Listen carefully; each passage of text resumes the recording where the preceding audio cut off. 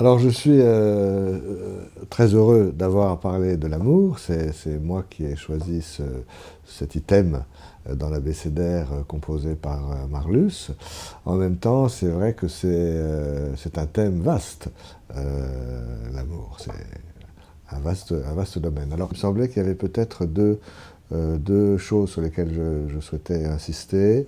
C'est les liens entre l'amour et l'intersubjectivité, d'une part, et d'autre part, la rencontre entre le bébé et la mère, enfin l'adulte qui prend soin de lui au début de sa vie, et au tout début de sa vie, quand tout se passe bien, il me semble que cette rencontre initiale, un peu folle, a à voir avec l'amour fou, ensuite des adultes, décrit par André Breton. Alors, amour et intersubjectivité. L'intersubjectivité, l'accès à l'intersubjectivité, aujourd'hui on en parle beaucoup pour les bébés, c'est vraiment ce qui lui permet de se différencier et de sortir des étapes les plus archaïques du développement. L'accès à l'intersubjectivité, c'est à la fois le creusement de l'écart intersubjectif, mais s'il y a seulement creusement, ça ne suffit, ça ne convient pas, parce que le bébé se retrouve tout seul de l'autre côté de la rive de l'écart intersubjectif. Donc il faut non seulement creuser cet écart intersubjectif, mais que le bébé et l'adulte co-créent, tissent ensemble des liens qui leur permettent de rester ensemble, en dépit de cet écart intersubjectif.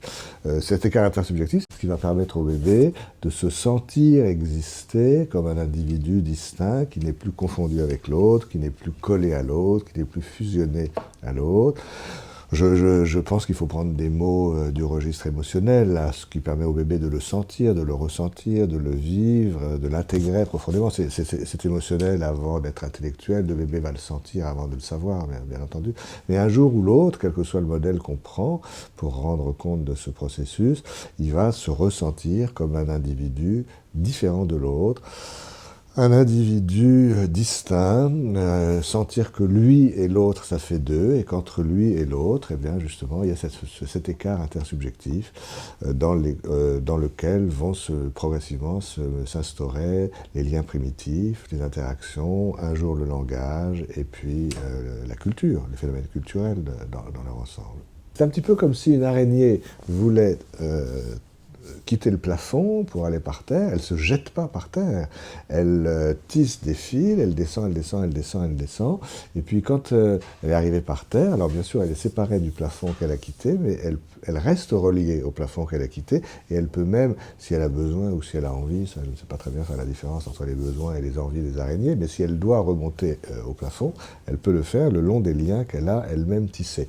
Alors l'exemple vaut ce qu'il vaut, parce que le plafond dans l'histoire ne fait rien, alors qu'entre adultes et bébés, les deux ensemble, chacun va ensemble avec l'autre, secréter, tisser des liens qui permettent de rester ensemble malgré l'écart qui se creuse et qui doit se creuser. Et ces liens primitifs, bon, je ne vais pas y insister là, mais c'est tout ce que la psychologie du développement précoce, tout ce que la psychiatrie du bébé, tout ce que la psychopathologie infantile nous a appris depuis 30 ou 40 ans, les liens primitifs préverbaux, les fils de l'araignée préverbaux, c'est l'attachement, c'est l'accordage affectif de Stern, c'est l'empathie, c'est l'imitation, c'est le dialogue tonique de Vallon, d'Ajoria Guerra, c'est, en termes psychanalytiques, ce sont les identifications projectives normales. Et il faut que tout ça fonctionne à peu près, c'est une merveille, que 99% des enfants y arrivent. S'ils n'y arrivent pas, bah c'est la pathologie archaïque de type autistique, c'est l'effroi. Mais le développement normal, quelque part, c'est un miracle, parce que c'était vraiment un double mouvement très subtil de creuser l'écart intersubjectif pour se sentir exister comme différent de l'autre et rester en lien avec l'autre grâce à tous ces liens que j'ai évoqués rapidement. Alors, parfois, et j'en viens à l'amour, parfois on dit les plus belles histoires d'amour sont muettes. Bien sûr, chacun a ses goûts, mais en réalité, la phrase, elle n'est peut-être pas tout à fait complète, parce que les plus belles histoires d'amour fusionnelles sont muettes. Et effectivement, dans la fusion, tant que l'autre n'est pas un autre suffisamment distinct de nous, on ne peut ni y penser, ni lui parler. Si les enfants autistes ne parlent pas, ce n'est pas une question de lèvres, de joues ou de langue, c'est parce que l'autre, dans leur tête, n'est pas encore suffisamment stabilisé. Ils ne peuvent pas parvenir à y penser et à s'adresser à lui. Mais dans la fusion, donc, la fusion est forcément silencieuse. Alors, que sont les plus belles histoires d'amour? Bon, chacun le voit à sa façon. Moi, il me semble que les plus belles histoires d'amour, c'est les histoires d'amour où il y a fusion, retour à l'en-deçà de l'intersubjectivité, et là, effectivement, elles sont silencieuses, mais aussi des moments de diffusion, ne serait-ce que pour pouvoir dire « je t'aime ». Pour pouvoir dire « je t'aime » à l'autre, il ne faut pas être fusionné à lui, il faut être défusionné, sorti de cette indifférenciation. Et il me semble que les plus belles histoires d'amour, c'est celles qui oscillent entre des moments de fusion silencieuse et des moments de diffusion où on peut penser et parler à l'autre, et notamment lui dire « je t'aime ». Alors, dans l'amour des commencements, Jean-Bertrand Pontalis, bon, c'est un livre formidable qu'il avait écrit, là. Il a eu cette phrase un peu énigmatique à l'époque, mais à la lumière du bébé, on la comprend mieux. Il disait « Si le langage nous touche à ce point-là toute la vie, le langage verbal, c'est parce qu'il ne parle au fond que de séparation. Le langage est la séparation même. » Et je crois qu'aujourd'hui, on peut bien le comprendre. En fait, quoi qu'on dise, même si c'est pour dire « je t'aime », qu'est-ce qu'on est bien ensemble, qu'est-ce qu'on s'entend bien, qu'est-ce qu'on se comprend, le fait même de parler est un constat d'écart intersubjectif, puisque pour parler, il faut que cet écart se soit creusé. Alors le langage, c'est ça qui est très beau, je trouve, dans le langage, et dans le langage d'amour en particulier. Ce qui est très beau, c'est que le langage constate l'écart, mais passe en pont, essaye de compenser cet écart en tissant ce lien, qui ne marchera, encore une fois, que si tous les liens préverbaux, les liens primitifs, les interactions précoces, les fils de l'araignée dont je parlais tout à l'heure, ont été cotissés de manière suffisamment réussie.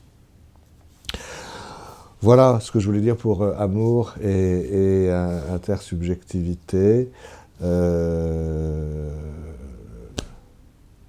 y a deux conceptions de l'amour, fusionnelle, où l'objet s'efface, et intersubjectif, où l'objet existe, avec ses différences, pas trop de différences, mais un peu de différence quand même, sinon on est amoureux de soi-même et d'un double. Un double, c'est pas un autre objet, c'est un double. Alors, le deuxième point que j'avais envie d'évoquer, c'est la question de l'amour fou. L'amour fou, c'est André Breton qui a défini l'amour fou comme, avec cette phrase qui est assez célèbre, qui est « Je m'étais perdu à moi-même et tu es venu me donner de mes nouvelles ». Effectivement, l'objet qui nous donne des nouvelles de nous-mêmes, c'est probablement un objet qu'on peut aimer d'un amour fou. Et la question que j'avais envie de poser dans le cadre de cet enregistrement, c'est de savoir si c'est pas le rôle même de la mère, enfin la fonction maternelle, l'adulte qui s'occupe, qui prend soin du bébé, est-ce que une des fonctions principales de la mère, c'est pas de donner des nouvelles au sens d'informer le bébé sur ce qu'il est lui-même, c'est-à-dire une fonction miroir qui peut passer par l'accordage affectif de Stern, qui peut passer par la fonction miroir des yeux, enfin la fonction miroir au sens où on l'entend habituellement. Mais c'est vrai que la mère doit informer le bébé sur ce qu'il est lui-même. Dans l'accordage affectif, le bébé envoie un signal, et il ne peut pas prendre conscience de ce signal tout seul. Il faut que ce signal lui revienne de la part de l'autre, soit sous forme unimodale, soit sous forme transmodale, soit tout de suite ou pas tout de suite, soit fort, soit doux, enfin tous les styles interactifs existent. Mais en tout cas, quand la mère envoie une réponse au signal de l'enfant, elle l'informe du même coup sur le signal qu'il a envoyé et dont il ne peut pas prendre conscience. Donc ce n'est pas des nouvelles de lui qui se seraient perdues, c'est des nouvelles de lui qui est en train de se construire. Et évidemment, c'est peut-être une des plus belles fonctions parentales, hein, d'aider l'enfant à se construire en l'informant sur les signaux qu'il envoie. Je m'étais perdu à moi-même et tu es venu me donner de mes nouvelles de moi aujourd'hui, pour le bébé, ou de mes nouvelles de moi autrefois, dans l'amour entre adultes.